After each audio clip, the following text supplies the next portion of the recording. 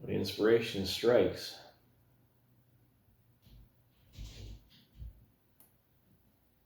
you go at it. Now, I watched that movie. Zoe wants to come in.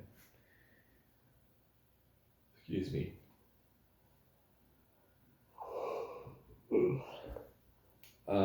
Neon Demon. That's a trip, I'll tell you that much. But like, some of my favorite themes to talk about, say like body image, lust and envy. It's the 7 deadly sins. And then including jealousy and lesbianism.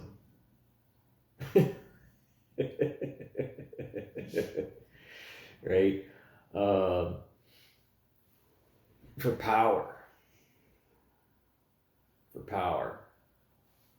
Absolutely. There's a scene in that movie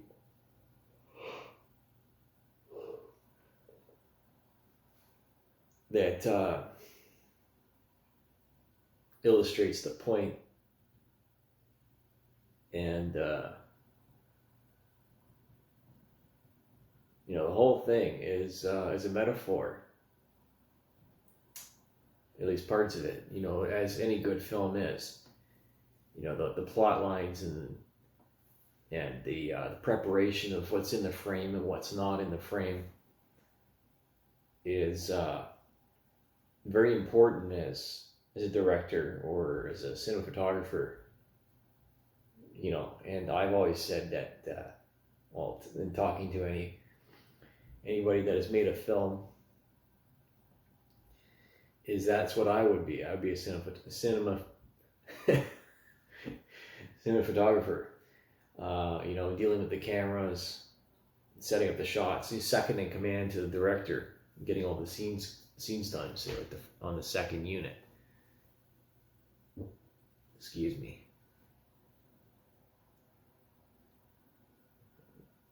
And oh goodness.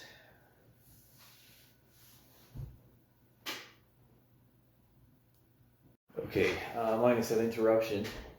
I'm talking about cinematography and Neon Demon there before letting the dog out. Excuse me. Might as well crack one open.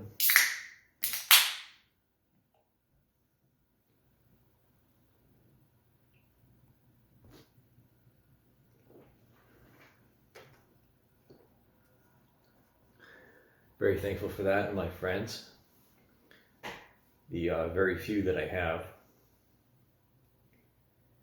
But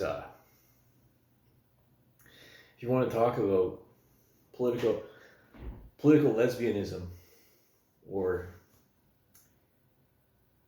the dark side of creativity and Hollywood, right? The overexposure to the high life, right? The very, very brute force of that utopia, right? But to reference a quote, again, I put this in other videos, but if I burp and fart, excuse me, more protein powder.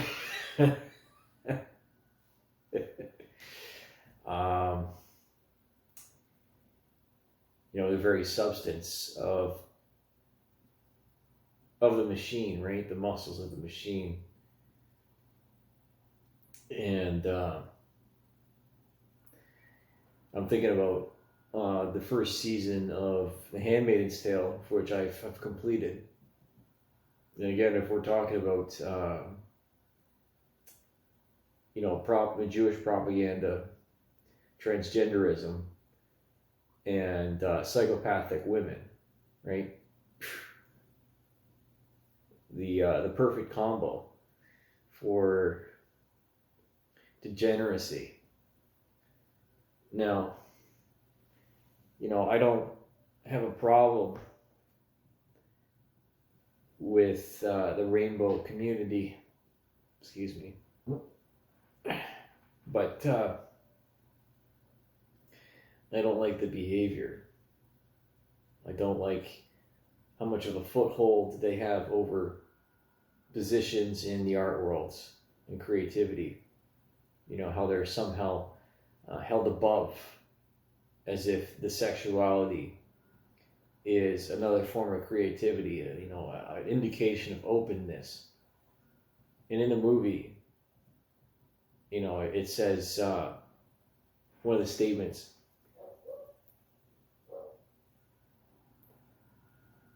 well, my friend will let him in, is that beauty is the highest currency and it's the only thing that matters. But I don't agree with that. I don't. And I'm looking at the Devil Wears Prada. That's what came into my mind as well. Where's the synopsis?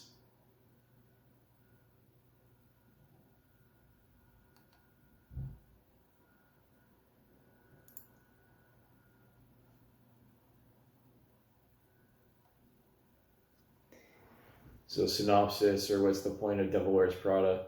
Ostensibly, this is off catapult.co. So we're talking about literary criticism.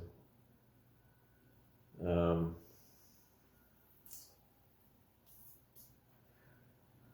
sacrifice your life and well-being. You see, that's a run-on sentence. Don't sacrifice your life, well-being, and selfhood for a job. So in other words, your autonomy, body autonomy. And if you look at fashion particularly, it's extremely concerned or obsessed with youth and the idealistic female form, an idealistic male form, in order to have these moving mannequins, basically, which makes me think of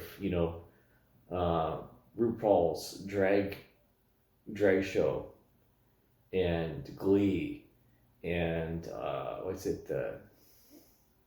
Fashion Stars or whatever, runway BS, these TV shows, which just further emphasized this idea of empowerment, but it doesn't. It's the exact opposite. It takes power away from the individual.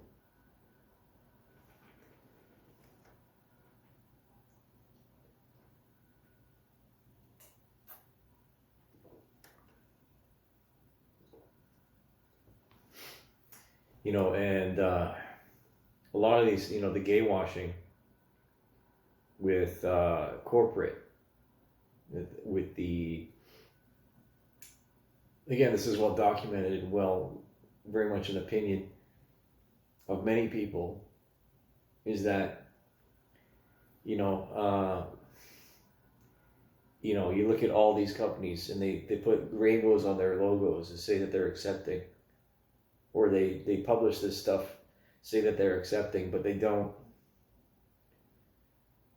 communicate the dark side of the whole thing, right?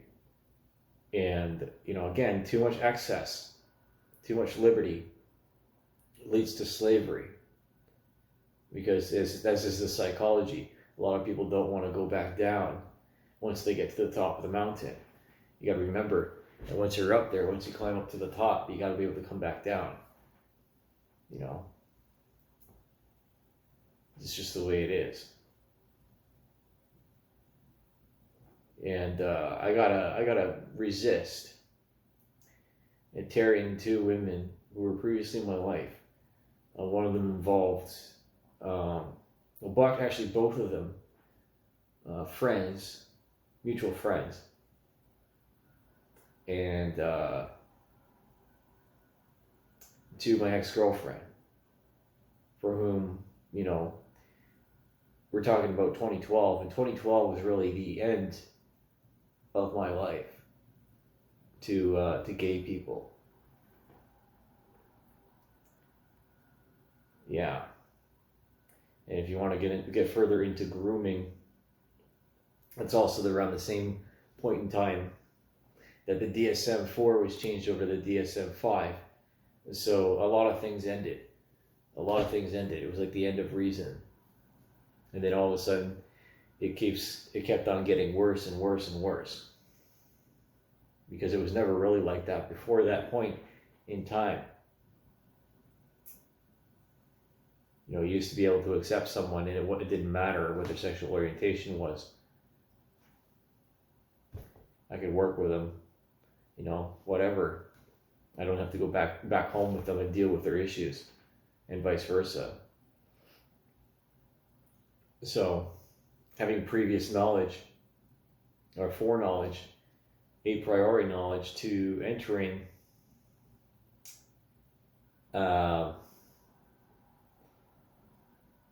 this field of shit that is this agenda, by reading Adbusters and understanding public relations, the media campaigns, the advertising, because of media literacy and Adbusters. Very, very much educated from a very anarchistic but intelligent view of how the culture at large hijacks the individual, right? The manufactured consent. There's a reason for everything. So when I continue on with these videos, it has to happen. That's my opinion. It has to happen. The discussion is out there, and I put up that article. It was, let's see, crushing feminist defeat at the UN. This is March 18th, 2023, off of c-fam.org.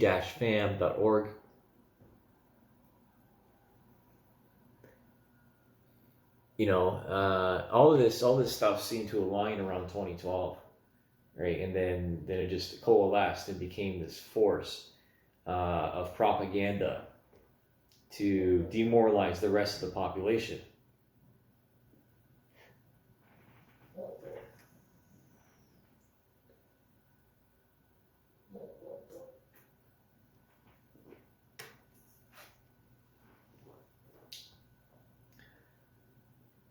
Now, these two women both ignored me when we were previously friends.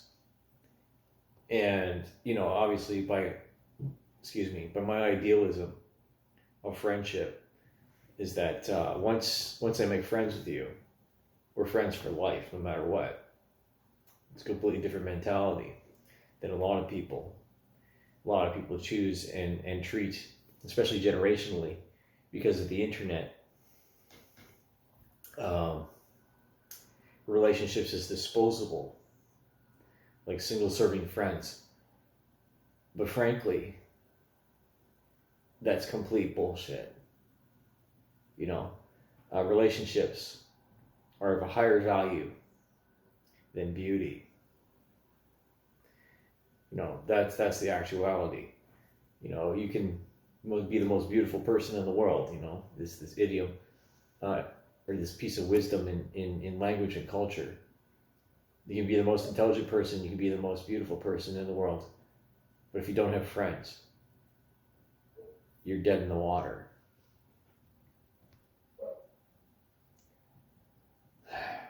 A dog sometimes.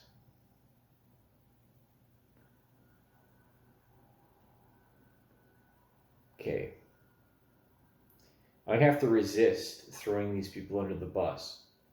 But again, I don't like being ignored, because that's not how I would treat someone else. I really wouldn't.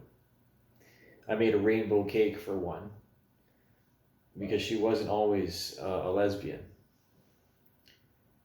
But I could see where she was going. And the other one was, and both of these women were previously Christian, Presbyterian and Catholic. And a lot of people within the church left their faith behind because they felt that the church was unaccepting. But it was not that the church is the denominations or churches are unaccepting. They're unaccepting of the behavior because it doesn't produce children, and it leads to the degradation of society.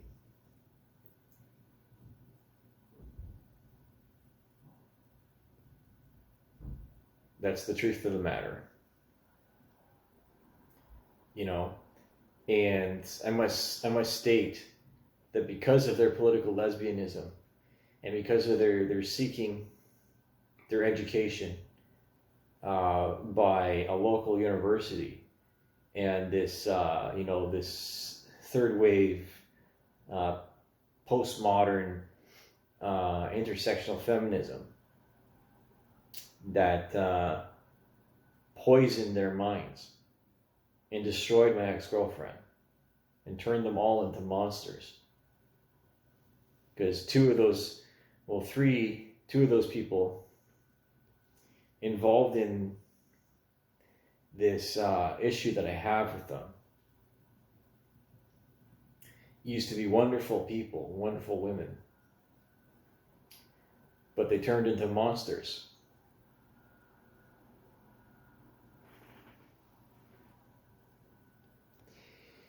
And as previously stated, women will use the legal system to manipulate men and destroy their lives. But they'll also do it by means of spreading rumors. This is, I'll cite a Jordan Peterson video about, or I've mentioned this before, of him talking about how the internet, women on the internet is scary. Absolutely scary. By spreading rumors, and an organization through ignorance that the result is plain to see.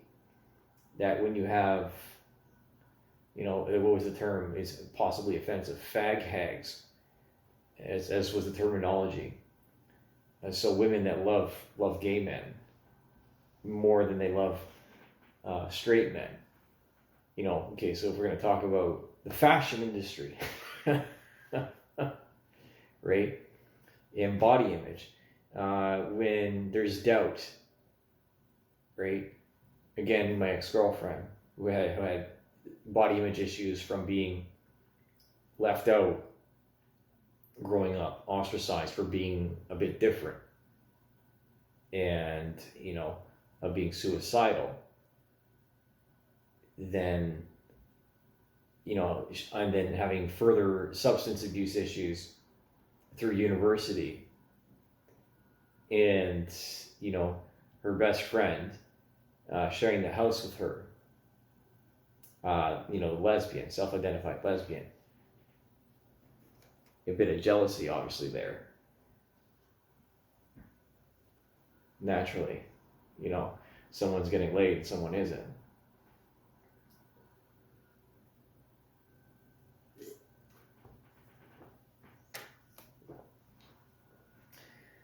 But if we're going to use the neon demon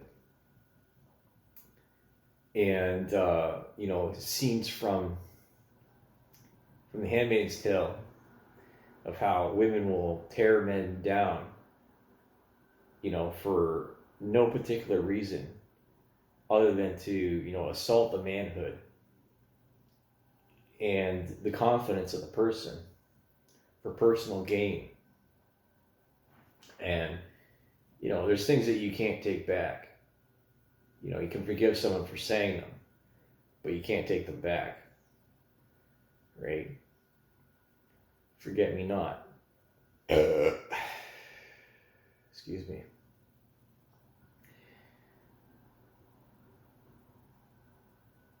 I seriously made a rainbow cake for a lesbian on her birthday. But her ex-boyfriend drowned in Lake Erie. And she was so traumatized that she didn't want to date men anymore. But because of the ideology, that's where she went. This questioning of self-identity and body and sexual orientation and the corruption and the psychopathy and the lack of confidence and so on and so forth, lack of connection, community, romanticism. My buddy downstairs sleeping on the couch, put up this point earlier tonight. He's like, you know what I miss? I miss seduction. He says, I miss the whole process of the romanticism and how it's gone.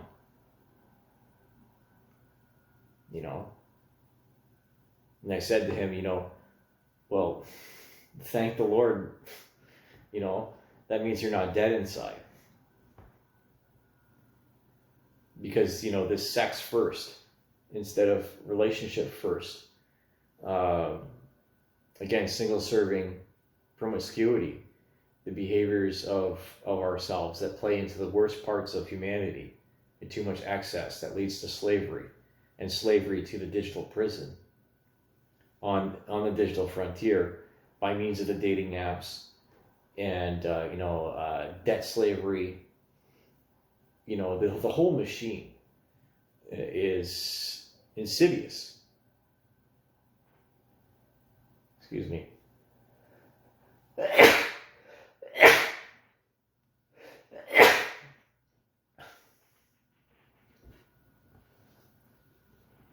Bless me. We've got to stop supporting the prominence in the fore of the culture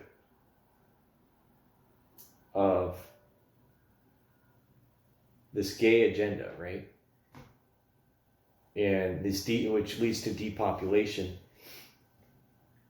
And again, we're going to reference the mouse utopia experiment, and which has, possibly, if you want to get conspiratorial, having something to do with the Georgia Guidestones and Agenda 21.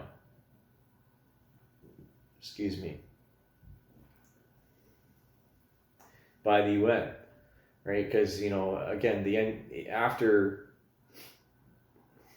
the LGBTQ comes the P, which is the pedophilia. And because, the obsession with youth and always wanting something new and nubile, real Lolita shit. This living forever mentality, the cult of Dionysus, or, the cult of Baal. And there's a man out there that deserves far more credit than he's given, because he's seen as a heretic. And his name is Dr. E. Michael Jones. And here we are in the culture wars. You want true power. It doesn't come from promoting lesbianism or by conspiracy for defamation in order to frame someone as a rapist or a sexual assaulter. Because I have not ever committed rape. I have not ever committed an act of sexual assault. or assault, for that matter. And as I said in the last video, I have not been in a relationship for about 7 years. So I've sacrificed a lot. You know, don't assume that my celibacy is involuntary. Because while you might assume by the numbers that it would turn you into a psychopath, but for me, it made me galvanized. I am galvanized steel, and I will not corrode, and I will not be weathered by the elements of suppression, of conspiracy, and doubt.